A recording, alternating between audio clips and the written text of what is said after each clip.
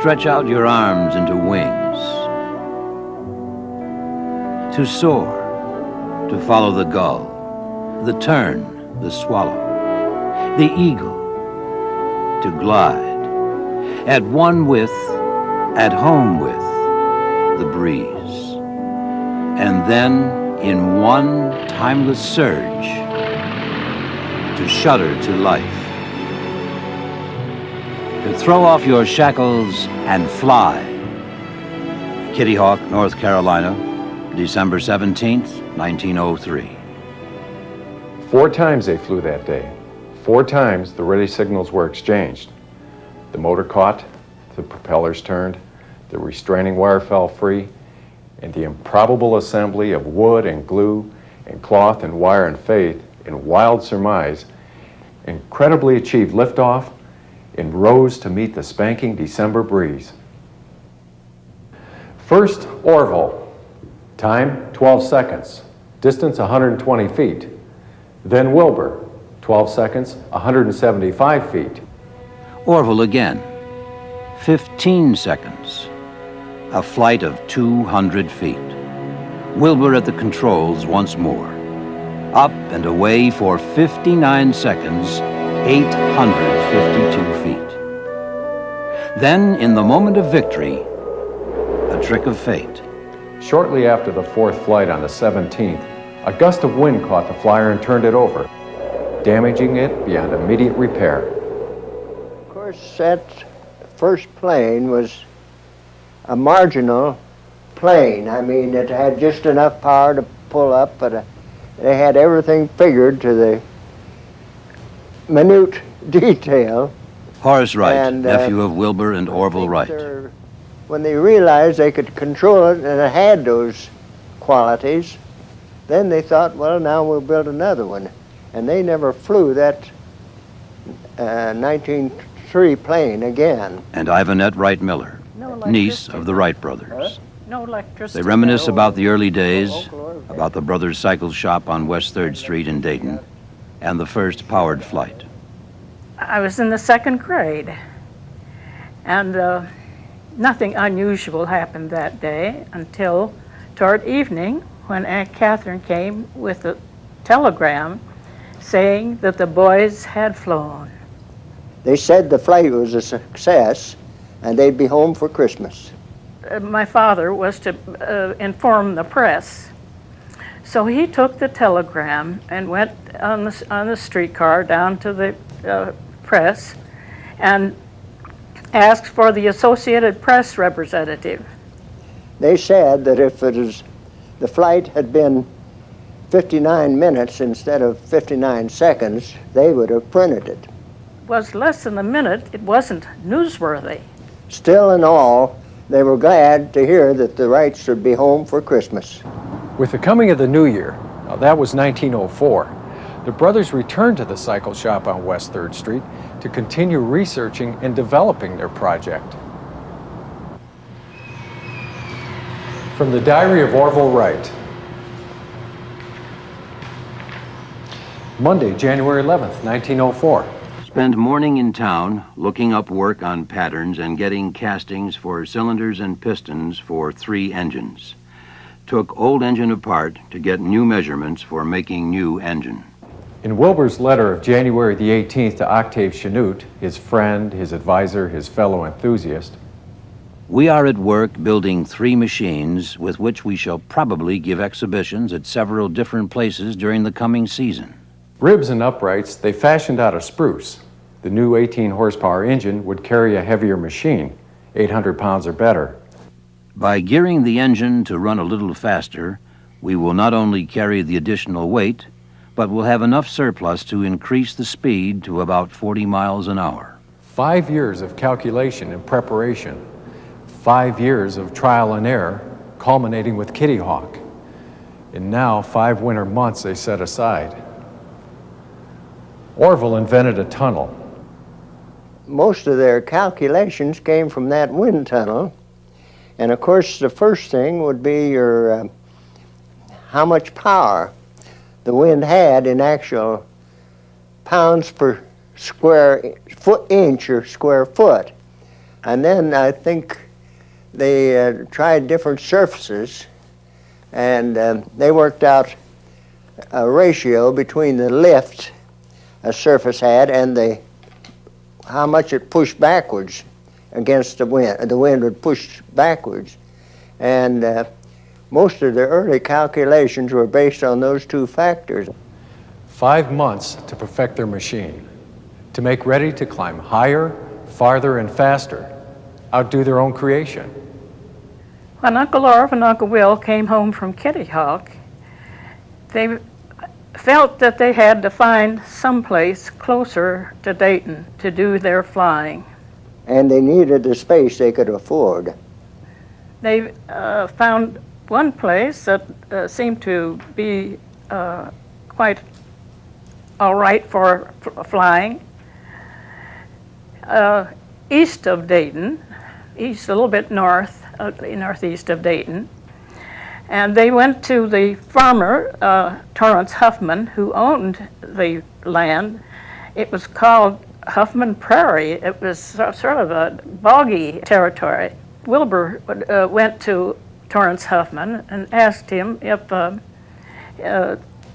they could fly there. He offered them this land rent-free.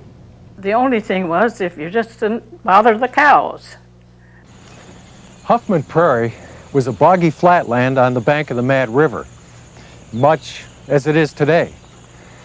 A haven for native North American grasses, the big blue stem and Indian grasses, and prairie wildflowers, for bobolinks and upland sandpipers, for woodchuck, foxes, 13-line ground squirrels. It's hard to believe that this perfectly preserved reminder of our past is now a part of the space-age Wright-Patterson Air Force Base.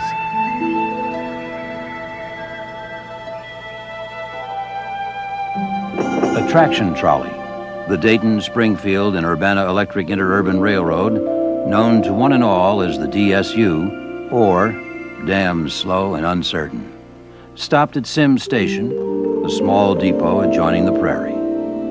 With the lumber, tools, and materials they carried to the site, the brothers erected a simple hangar to house their new flyer, building the world's first airport in the process. This pylon marks the position of the first hangar. The 1905 flyer was assembled here on Huffman Prairie. With Orville at the controls, they made a successful takeoff from Huffman Prairie on the 26th of May, 1904 at 2 in the afternoon. The first flight was a short one and far from smooth. It grounded with a resounding thump, spraying Orville with mud as it bounced forward and skidded over the hummocks, cracking a number of the 6-foot white pine spar. A close call. Orville could have been seriously injured, but the brothers were jubilant. They were flying again, successful again, making history again at Huffman Prairie. Huffman Prairie was a far from perfect testing ground, 50-foot trees, fences, poles, and power lines. As Wilbur wrote to Octave Chanute, in addition to cattle, there have been a dozen or more horses in the pasture, and as it is surrounded by barbed wire fencing, we have been at much trouble to get them away safely before making trials. Also, the ground is an old swamp and is filled with grassy hummocks, some 6 inches high, so that it resembles a prairie dog town. This makes the track laying slow work. While we are getting ready, the favorable opportunities slip away, and we are usually up against a rainstorm, a dead calm, or a wind blowing at right angles to the track. By the end of July 1904, they finished modifying the new machine. They moved the gas tank and radiator back and increased the width of the propeller blades. They used a catapulting device, which Wilbur called a derrick, to help propel the craft on takeoff. First time up, Wilbur flew nearly 2,000 feet. On the 15th of September, Uncle Will made a half circle. My father was out to the field, and on his way home, they collected on the black platform of the traction, and among them was a reporter for the news, Well, he was talking to Dad there, and he said, well, what did they do today? Well, Dad said they went up and flew down the field, and they made a turn and came back. And he said, well, if they ever do anything important, let me know.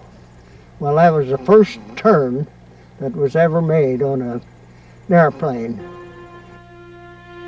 September 20th, Orville made the first complete circle in the history of the airplane. Amos Root, publisher of the magazine Gleanings in Bee Culture, drove nearly 200 miles from Medina, Ohio to witness this flight. It was the first published eyewitness account of one of their flights. The 9th of November, Wilbur completed almost 4 circles of the prairie, 2 3/4 miles in 5 minutes and 4 seconds, the best and longest flight that year. In January 1905, the Wrights offered their invention to the United States government, but the War Department was unwilling to contribute funds toward its development since the government felt that their machine had not yet been brought to the stage of practical operation. During the previous year, the Wrights had made 105 flights. On May 23rd, they began working on their 1905 model and completed it in June. It's on display here in Wright Hall in Dayton's Carillon Park. They called it the Flyer 3. It was their first fully practical airplane. The operation of the tail rudder and the warping of the wings were made independent of each other. The camber of the wings was changed, and twin elevators called blinkers were added to assist the rear rudder in making a turn. They flew 10 miles, 11 miles, 12, 15. With the Flyer 3, they learned to circle and bank and turn. Finally, on the 5th of October, Wilbur made the longest flight of the year, 24 1/5 miles in 39 minutes, 23 4/5 seconds, at an average speed of 38 miles per hour. They decided to discontinue flying until they received the patent on their invention. The patent wasn't finally issued until May 22nd, 1906. It was apparent they wouldn't be able to sell their airplane in this country. Well, if the United States wasn't interested, there were a lot of European governments that were. Turned out the unknown boys from Dayton were big news across the water. They traveled with their sister Catherine to England and to the continent. They were received by cheering crowds of aviation enthusiasts as well as heads of state, including Edward VII of England, Alfonso XIII of Spain, Kaiser Wilhelm II, Victor Emmanuel of Italy, and George Clemenceau, Premier of France. Wilbur was all but idolized in France. He broke the world's endurance record with a French journalist aboard. All this publicity didn't go unnoticed at the White House. The man who believed in the big stick wanted to be sure it had wings. In June 1909, the Wrights returned from their victorious European tour. If people didn't know who they were before they left, they knew them now. The hometown boys were welcomed back to Dayton and the United States with a huge homecoming celebration, a burst of wild acclaim, and a glittering reception. Later that summer, in August 1909, the Wrights sold the Army its first airplane for $30,000.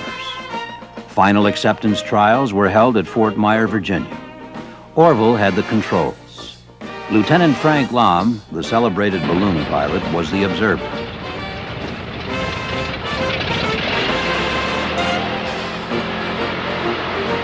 Specifications were exacting. It had to carry 2 people, sitting upright, and be capable of remaining aloft for 1 hour. And it had to pass a speed test of 40 miles per hour on a cross-country course.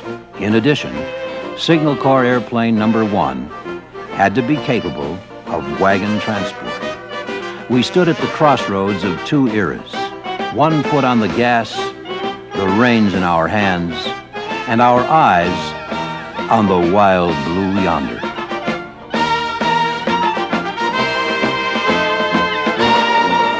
In 1910, Uncle Orv and Uncle Will returned to the Prairie, and they were ready to go into business. They'd constructed a factory on Dayton's west side to manufacture their airplanes. By November 1910, they were turning out 2 machines a month. The Wright airplanes were coming of age. They were very sophisticated in comparison to their earliest aircraft, the Wright Flyers. Now, Wright B. Flyer Incorporated of Dayton has built and flies this machine, which is very similar to the Wright's military Model B. Contact!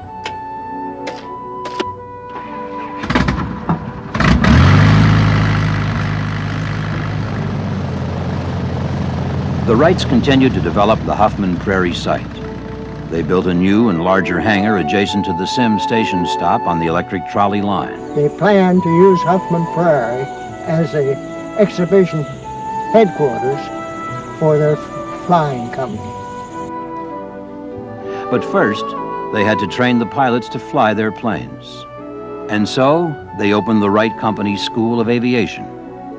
Instruction by the Wrights and their staff cost $250, payable in advance. Students were not responsible for breakage to the airplane.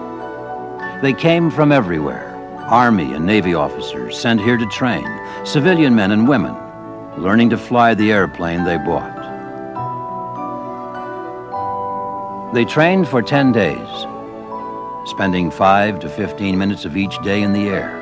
They learned how to maintain, repair, and modify their machines as well.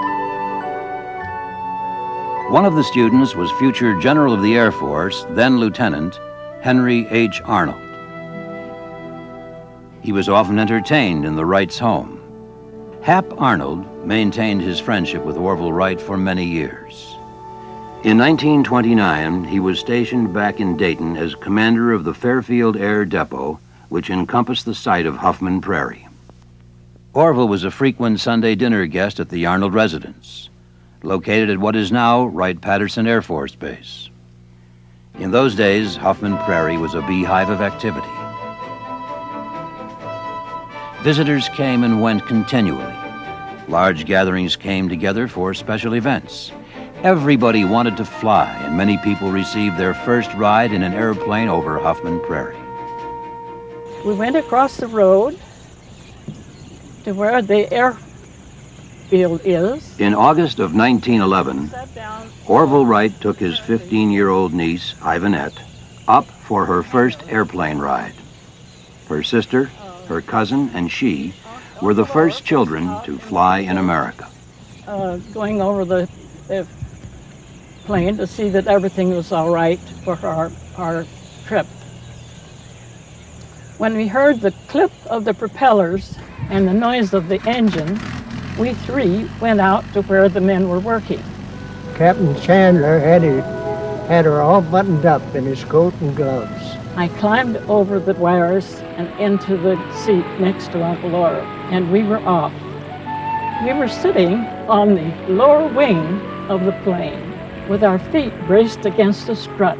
I looked out over the wings that were carrying us up and the ground that was falling away. Here we were in mid-air with the wind blowing in our faces. You just can imagine it. We glided down to a perfect landing in time to catch the trolley. That was my first flight in 1911. I was 15 years old, and I haven't been the same since. As the replica of the Wright Model B flies over the original Huffman Prairie site at Wright-Patterson, it reminds us of the days when Orville and Wilbur Wright taught the world to fly. When Wright aircraft were the main attraction at county fairs, state fairs, air shows, races, exhibitions, any place an airplane could draw a crowd.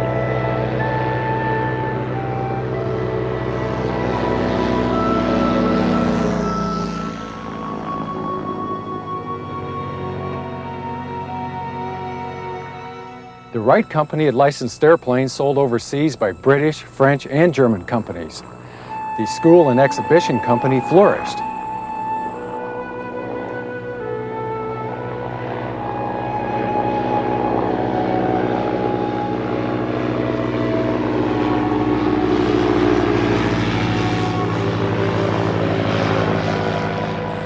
Fame, fortune, a well-earned place in history, what more could the future hold? From the diary of Wilbur Wright's father, May 30, 1912. This morning at 3:15, Wilbur passed away of typhoid in Dayton, aged 45 years, 1 month and 14 days. A short life full of consequences. An unfailing intellect, imperturbable temper, great self-reliance, and his great modesty, seeing the right clearly and pursuing it steadily, he lived and died. His death was a terrible blow to Orville, to Catherine, to the entire family, but especially to Orville. The team was broken. In the wake of Wilbur's death, Orville assumed the presidency of the Wright Company and kept the flying school and exhibition company running. He also continued his experimentation in aviation and his personal career as an inventor. In 1913, he was awarded the prestigious Aero Club Trophy for his development of the automatic stabilizer, shown here on the Model E, one of 2 Wright models that featured a single propeller. Under Orville's guidance, the Wright Company continued to manufacture new aircraft, experimented with hydroplanes, developed a wheel control and an automatic pilot. In 1915 and 1916 on Huffman Prairie, a continuous flow of Wright students graduated to become the world's earliest pilots. Canadian students, eager to earn their wings for World War I service, enrolled in the famous Wright School of Aviation. One of them, A. Roy Brown, was credited with shooting down Baron von Richthofen. In the summer of 1916, the Wright Aviation School trained its last pilots and the prairie fell silent. It was the end of an era. In 1917, Huffman Prairie became part of Wilbur Wright Field, a U.S. Army training school for pilots in World War I, and the forerunner of today's modern Wright-Patterson Air Force Base. The abandoned hangar remained standing on the prairie until World War II. In 1940, monies donated by the citizens of Dayton were used to honor the Wrights and those they taught to fly on Huffman Prairie. This memorial to the Wrights and their achievements was built on a bluff overlooking the prairie. Among those attending the dedication ceremonies, Orville Wright's former students, Major General Henry H. Arnold and Captain Kenneth Whiting. In 1978, ownership of the memorial was transferred to the Air Force. Today, if you look along this arrow, you'll see Huffman Prairie is pretty much the same as it was in the early days. The same line of trees borders the prairie on the north. Grassy hummocks and wildflowers still dominate the landscape. Only a simple pylon to remind us that this spot was once alive with the buzz of biplanes in the hands of daring young aviators.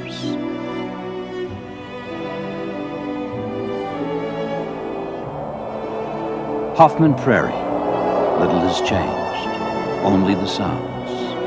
Only the shape of things to come.